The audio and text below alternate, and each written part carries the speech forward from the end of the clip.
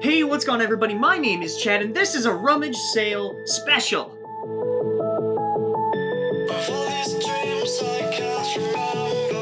I would like to thank friend and fan of the channel, Liz. Thank you so much. This is, I think, Liz, maybe Elizabeth, Lizzie, I don't know what's going on. But Liz here sent me 2 books that she found used. I don't know where, could have been a garage sale, used bookstore, I don't know. Maybe even Craigslist or Amazon, who knows. And they were very, very cheap, and so I don't even know if she used them, but she sent them to me. And I want to see, hey, what does budget language learning look like on the used market? She sent me 2 books, it'll probably be a pretty quick review.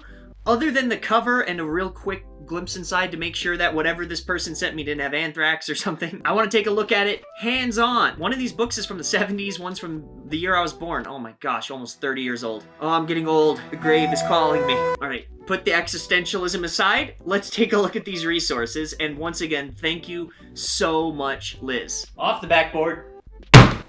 Hey, what's going on everybody? My name, of course, is Chad. This week we are doing a rummage sale, garage sale, whatever you guys want to call it, special. These are used, old Japanese resources. No one here is telling you to necessarily go out and buy old versions of books, especially since a lot of these, as I have over here, you can see, there's updated versions of pretty much everything. In fact, this is the same company. Mind you, this is a pocket guide.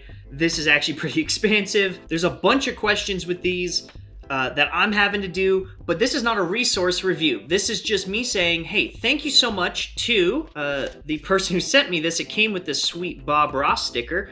Hope this finds you well. Enjoy, by Liz. So Liz, thank you so much for sending me these. I'm actually gonna save this and put it on my wall.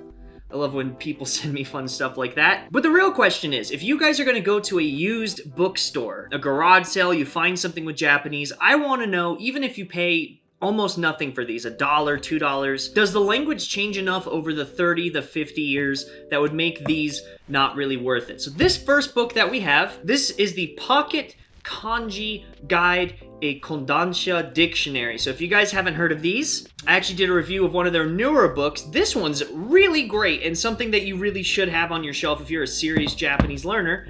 But if you could see that price, $45 US for this. My assumption is something like this probably cost, I don't know, $1, $2, maybe $3 at the most. And if you could see from the inside, actually, that's really cool.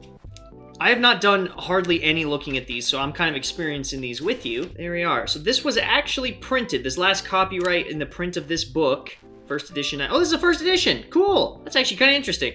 It's 1994. That's when I was born. Wow, that was 30 years ago almost. You know, it's kind of cute when some boy goes on YouTube in his 20s and is talking about dictionaries and textbooks. It's almost like eclectic. But when you're 30, it's almost what people expect from you, huh? There's no TikTok dances for me. Anyways, I will set the existentialism aside and let's take a look at this book. Now, I did see this, just opening this up. Oh, it's a flowchart for looking up kanjis. Oh, that's actually really helpful. Here, I'll just hold this open. You guys can take a screenshot of this. This is actually a pretty good way of looking all these up. Mind you, it's gonna be different in every book, but being able to answer yes or no to each of these questions to figure out how to find a kanji. I like that. Now, this should be just as normal as every other book, so we're starting up here. I'm assuming 1, 2, 3, 4. Oh, nope. Okay, so they're actually done by the traditional way to put these in the dictionary. Wow, this is actually pretty similar to how they look now, and this is almost 30 years old. You can see that you have the kanji itself, how the strokes come together, its various uses and readings with some English definitions, which, again, this is bulky. This is one of the reasons I actually like the new Kondansha. Now, how many does it have in here? Let's see if it can tell me on here. Oh, includes all of the 1006 Shinkyoiku kanji. Okay, so this is about half-ish of like the daily use kanji, and this is more all the kanji that elementary school kids learn. I wonder why it's specifically only the 1,000. Nothing against that, because there's lots of these, you know, kanji books have 10,000 in them, depending on how advanced you want your Japanese to be. Interesting. 1,000 is very interesting because the new book here has quite a bit more than that. Yeah. Oh, it does. 3,000 kanji. Yeah, so this is 3 times the bulk. Mind you, for 45 times the price, I suppose. And I'm just looking at these, but I don't see any flipping through these pages that necessarily aren't, I mean, these are all very foundational, so none of these that I can tell are out of date.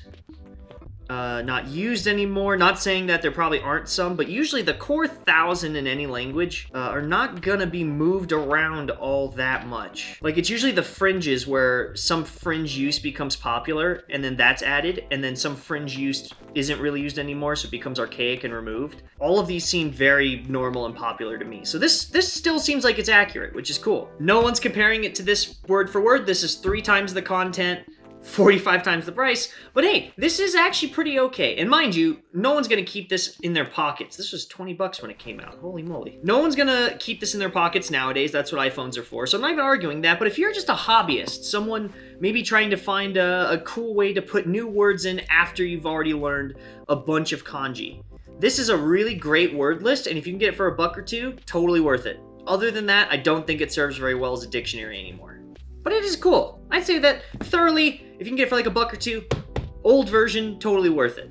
Alrighty, we're on to, I love how old books feel, and this feels very old. This is Reading and Writing Japanese, a Tuttle publication, which, if you've watched any of my other videos, I'm sure you recognize the beginning Japanese series. There's actually quite a bit that I've been reviewing lately from these guys. It seems like these guys were actually a pretty big name, probably one of the biggest, a little while ago. I'm being generous to say a little. And so I found a lot of used old resources from this publishing house. This one in particular has a Japanese name there. Cool. Reading and Writing Japanese. It's all in English, so my assumption is that this was meant for a Western audience. Oh, 1850. Basic characters and the kana. Okay, so this really is quite old. This is probably the standard, what now is like the 22 or 2300 kanji. This is probably that standardized number back then. When was this made? Charles E. Tuttle Company. No way. Okay, so this is cool. Okay, so there's 1955, okay, so most recent is this is the 24th printing, 1972, 880 essential characters, and then 1850 general use, I suppose, total. Wow, that's really cool. Even have some proposed changes, things to be added. See, so there's things that they propose to be added and things that need to be dropped probably because they're archaic. I bet that dropped one's going to be interesting. What is that? 281. Let's take a peek. So characters to be dropped. Interesting. Yeah, some of these, interesting. Yeah, some of these you really just don't see anymore. Some of them you still do. Like, some of these are still very much used. Some of these aren't. I don't know why that one's... I don't even know that one, I don't think. Wow, so that's actually really interesting. And then ones that they're gonna add... Proposed changes, these guys to be added. Yeah, these are all pretty common even nowadays, for the most part. If all of those are pretty common. And yeah, all of those are pretty common too. Okay, yeah, so I mean, those are good changes. Wow, interesting.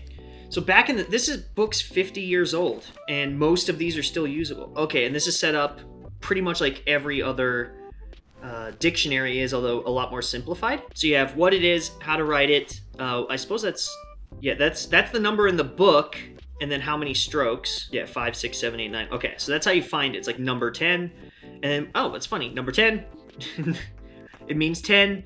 Oh, the reading is in the Roman characters. Interesting. Okay, and then it gives you a couple of examples of how to use it. Again, you know, you get some word usage in. I would probably not use this to learn kanji, but this is actually really interesting. It says there's 1,800, and most of these, I mean, all of these I've seen so far, are all ones that are still very much used today. These are all still ones you need to learn. Myakusuri, one of my favorite types of fishing. Okay. Yeah, interesting. I like this. And then they have the essential characters that go beyond the 800s. Oh, back here. Okay, so if it's in the book, you have the page number, and then if it's not in the book, it gives it to you here. And so those go up to the 1850. You know, 1,800 kanjis as if that's plural, geez, English. But still, that's not bad. That's actually pretty good. And for $1, that's actually really interesting. I think really the value of this for me is seeing, like, historically how much the language has changed in 30 years and seeing kanjis that might not be used as much now. Or maybe they were thinking about adding them in and when they came back in. I think more of like a historical footnote than necessarily an efficient way to learn or even just look up any types of kanji. But that's okay. I think that this book, if you got it for $1 just to see it, let's say you're maybe an upper intermediate, you know most of the kanji already, but you're kind of branching out into maybe less known kanji, or just trying to, I don't know, maybe just a collector, maybe just like old books. I think that this is kind of cool and interesting to have on a shelf. I think this has less value for learning than maybe that pocket kanji guide had. just because it is missing several hundred that have been added since then that are just to this list. But it's not bad. It's kind of cool looking. And it's very thematic. Like, you could probably put this on the shelf and act very fancy. I don't know. I think I'm happy to have both of them. I think they're both good. I definitely think the pocket guide is inherently a better $1 than this, at least for studying Japanese, but this is a cooler $1. But that's just my opinion. So thank you so much, Liz, for giving us this little experiment. I really appreciate it. This is super sweet of you to send me these books. And why don't we just go ahead and summarize this? This has been a good week. I'll catch you guys back in the studio. So that is our bargain bin finds for today. What did you guys think? Would this be something that if you were rummaging through or going through a used bookstore, you might pick up for $1 or $2? Frankly, is having something like a pocket kanji guide even worth it for you in 2021 because of all the apps and good things that we have? Or are these mostly just kind of pimpy shelf things that you put up to look fancier than you really are? Whatever your thoughts are, please leave them in the comment box down below. It doesn't offend Liz or me, because these are just for fun, just to show you guys something fun that we can do, and maybe someday I'll actually do some sort of thrifting, try and find Japanese resources used on the cheap, and see what I can do with, like, maybe $100. If that sounds like fun, tell me down below. If you like this video, be sure to like it down below. If you have any questions, comments, concerns, or compliments, leave them in the comment box down below. I do personally read all of them. If you'd like to support this channel, if you'd like to maybe send me one of these books to review, I have an Amazon wishlist. You can go on there and either add stuff yourself or buy things already on there. It'll ship right to me and I can review it, and thank you mightily. Or I have a P.O. box down below. You can just send anything you want to my P.O. box. Or buy my books. These are my books. You guys should totally buy my book. Buy my books. I got a Patreon, a Discord, Twitter @ That's My Chad Zimmerman on probably everything else. Either way, thank you so much for watching, and if you're subscribed, you should check out the sub-only outro. Love hard, love deep, and I will see you all next week. Bye-bye.